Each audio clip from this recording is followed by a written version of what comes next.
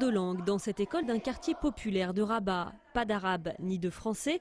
Ici, on étudie le tamazirt, la langue des Imazirones, c'est-à-dire des Berbères, les premiers habitants d'Afrique du Nord. Au mur, les 33 lettres du tifinagh, l'alphabet traditionnel.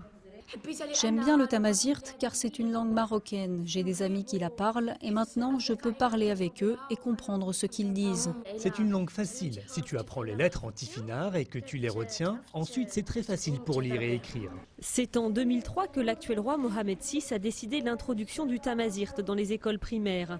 Une révolution dans la reconnaissance de l'identité berbère du royaume et un changement de taille après des décennies d'arabisation du système éducatif. Dans la classe, la plupart des élèves sont de langue maternelle arabe. Environ 20% parlent le tamazirt chez eux. Les élèves sont très curieux, ça leur plaît de découvrir une autre langue, une autre écriture. Les lettres tifinagh sont comme des dessins pour eux.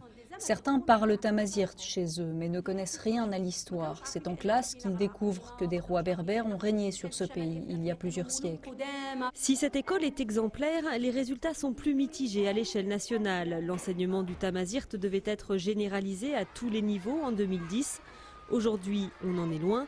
Il est toujours absent des collèges et des lycées et ne concerne que 14% des élèves du primaire. D'après le ministère de l'Éducation, c'est un problème de ressources humaines. Mais il ne suffit pas de dire que c'est un problème de ressources humaines, il faut aussi chercher la solution à ces ressources humaines.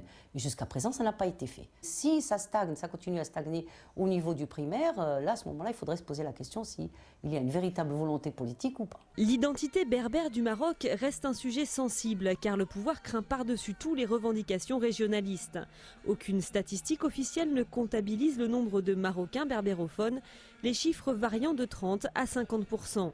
Une chose est sûre, leur nombre régresse, au point qu'en 2009, l'UNESCO a classé certaines variantes de tamazirt parmi les langues en danger.